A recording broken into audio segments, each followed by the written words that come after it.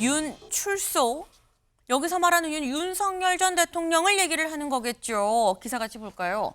윤석열 1월 출소설이 나오지만 석방 가능성은 바늘구멍입니다. 라는 게 국민일보의 오늘 기사입니다. 윤석열 전 대통령 지금 6개 재판을 지금 받고 있는 상태예요. 그중에서 하나, 이 체포 방해 혐의에 관해서는 곧 1심 선고가 예고가 돼 있죠. 근데 출소설도 요즘 같이 나온다라는 거예요. 왜? 윤석열 전 대통령의 구속 시한이 1월 18일까지입니다. 다음 달 18일까지다라는 거죠. 다만 여기서도 바늘구멍이에요 라고 얘기를 하는 게 저희 캘린더 같이 볼까요? 제가 아까 말씀드렸죠. 이 윤석열 전 대통령의 구속 시한이 18일입니다. 그런데 이보다 앞서서 이틀 전에 체포방해 관련해서 1심 선고가 나올 예정이다라는 거예요. 근데 여기에 사실 1심 선고에서 징역형이 나오게 되면 이건 이 조현상 변호사님. 사실 이게 징역형이 나오게 되면 그러면 그대로 그냥 구속 시한이 끝나든 말든 쭉 이어가는 거 아닙니까? 집행유예나 무죄가 나오지 않는 이상은 구속 이어지는 거 아닌가요? 네, 그렇다고 봐야겠죠. 사실 이것은 희망 고문 같은 겁니다. 윤석열 대통령 입장에서는. 네. 사실상 이번 선고가 1월 16일 날 있는 것이고 그 선고 내용은 유죄의 가능성이 굉장히 높아 보이는 상황이기도 하죠. 만약에 유죄가 나온다면 말씀하신 것처럼 집행유예라든가 그럴 가능성은 거의 없다고 봐야 돼요. 사안이 굉장히 엄중한 사안이기 때문에 실형이 나올 가능성이 굉장히 높고 그렇다고 한다면 이번 구속기간 연장과 무관하게 곧바로 형이 집행이 된다고 보시면 될 것 같습니다. 그렇기 때문에 풀려날, 석방할 가능성이 거의 없다고 보여지는 것이고요.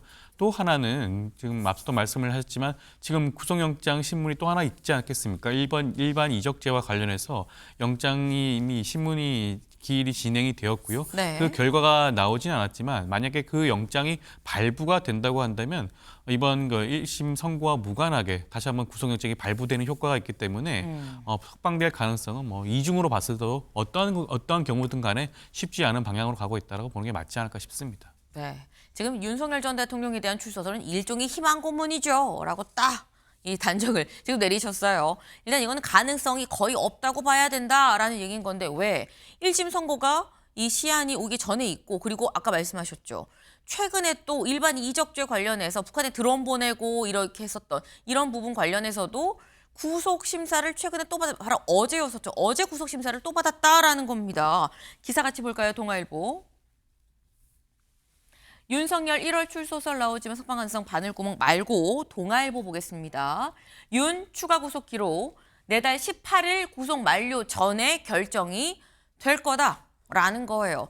18일 구속 만료 전에 물론 체포방해 혐의로 1심 선고도 나오는데 어쨌거나 그것과 무관하게 혹여 거기에서 집행유예나 무죄나 이런 게 나온다고 해도 그 전에 또 구속심사를 받았다라는 겁니다. 근데 이 구속심사 결과는 나오지 않았어요. 이거 관련해서.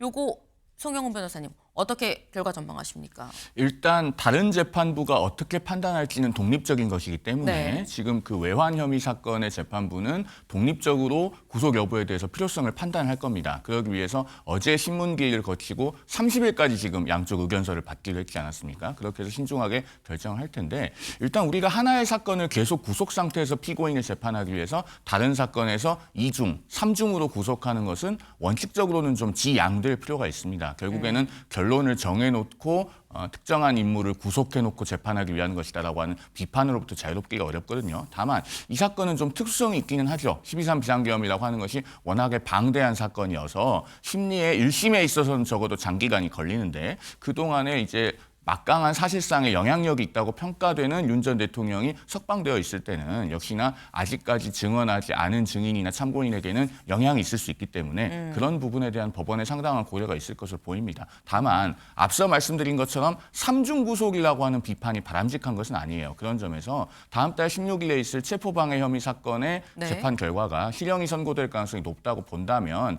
아마 외환 사건 재판부도 굳이 구속영장을 발부하지 않을 가능성도 있어 보인다. 이렇게 말씀드립니다. 드리겠습니다. 어차피 구속 상태가 유지가 되는 상황인데 굳이 3중 구속이란 비판을 또 감수하지 않을 가능성도 있기 때문에 좀 열린 결말로 좀 봐야 될 것 같다라는 말씀이에요. 네. 근데 사실 지금 저희가 얘기하는 거는 구속실이 언제 끝나는 거야? 요것만 지금 보는 거죠. 1심에서 징역형이 나오면 더 이어지는데 이것만 지금 얘기를 하는데 이것과 무관하게 그럼에도 불구하고 석방될 수 있어라는 얘기가 나옵니다. 왜? 중앙일보 같이 보시죠. 내란재판부법 통과, 위헌 심판, 그러면 재판이 지연, 그러면 윤석방이라는 수순으로 가는 거 아니야 라는 얘기가 나옵니다. 어제 국회 본회의에서 내란재판부법이 통과가 됐죠. 근데 여기 관련해서 내란재판부법 민주당에서 수정안을 올려서 통과를 했지만 여전히 위헌적 요소가 있다. 고로 위헌 심판을 신청을 할 거다라고 얘기가 나오고 있습니다. 윤석열 전 대통령 쪽에서. 그러다 보면 결국 이거 받아들여지면 재판이 그때까지 열리지 못하는 거고 시한이 좀 길어지면 석방되는 거 아니야 라는 얘기가 나오고 있다는 거죠. 윤석열 변호인단의 얘기 같이 좀 볼까요? 실제로 어제 이게 통과가 되면서 내란 전담 재판부는 위헌이기 때문에 우리는 위헌법률 심판 제청 신청을 비롯해서 헌법 파괴 행위 좌시하지 않겠다. 우리 위헌법률 심판 제청 이거 신청할 거예요 라고도 얘기를 했다라는 겁니다. 근데 그럼 조현삼 변호사님 이렇게 되면 진짜 석방되는 거 아니야 라는 생각이 들기도 해요.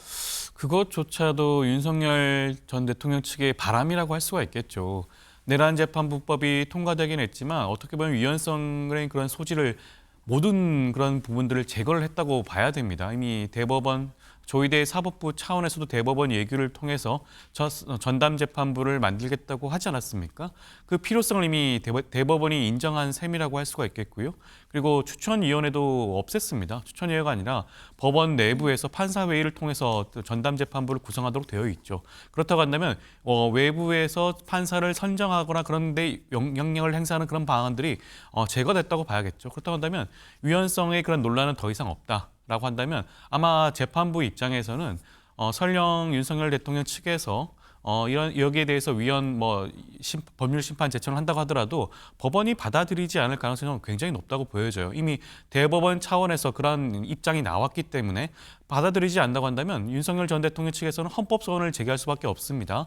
그 헌법 소원을 제기한다고 하더라도 재판이 중지되지는 않아요. 그렇다고 한다면 그대로 내란 관련 재판은 진행이 되고 네. 그 결론까지 이를 가능성이 좀 높지 않을까 생각이 들고 설령 위헌 법률 심판 제청을 받아들인다고 하더라도 헌법재판소가 이에 대해서 신속하게 판단을 내릴 가능성도 저는 굉장히 높지 않을까 싶습니다. 아하. 여기에 대해서 송 변호사님 어떻게 보세요? 이거 아마 위헌법률 심판 제청 신청해도 안 받을 걸이라는 말씀이신 거거든요. 글쎄요. 그거는 개별 재판부의 독립적인 판단에 달려있기 때문에 단정할 것은 아닙니다만 제가 봤을 때는 어제 국회를 통과한 내란 전담 재판부법은 위헌성이 완전히 제거됐다고 보기가 어렵습니다. 왜냐하면 대법원이 하겠다고 하는 예규는 서울고등법원에 있는 16개 정도 되는 형사재판부 중에서 일단 무작위로 그러니까 랜덤으로 배당을 한 다음에 그 배당받은 재판부에서 나머지 사건들을 다 비우겠다는 겁니다. 그렇게 해서 전담 재판부로서의 기능을 하게 하겠다는 것이기 때문에 그것은 공정한 재판을 받을 권리의 핵심인 무작위성에 반하지 않아요. 네. 하지만 민주당이 통과시킨 내란 전담 재판부법은 비록 내용을 많이 고쳤다고 하지만 판사, 재판부를 골라놓고 시작하겠다라고 하는 그 본질은 바뀌지 않은 겁니다. 그러면은 그 변호인으로서는 공정한 재판을 받을 권리의 핵심인 무작위성을 깨뜨리지 않았느냐 이걸 집중적으로 주장을 할 것이고 그 재판을 담당하게 되는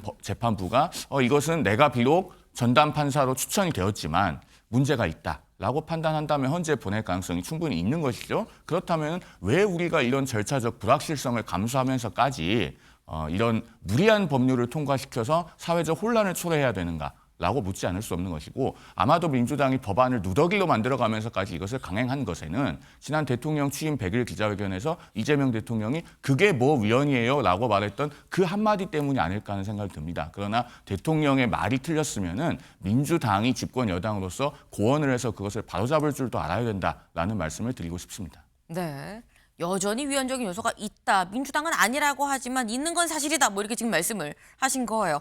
일단 윤석열 전 대통령 쪽에서는 우리 이거 위헌법률 심판 제청을 할 거니까 기대하세요. 라고까지 지금 거의 예고성으로 얘기를 해놓은 상태죠. 실제로 이게 재판이 지연이 되고 윤석열 전 대통령 석방된 단계까지 갈지 말지는 좀 지켜봐야 될 것 같습니다. 다음 키워드로 좀 넘어가 볼까요?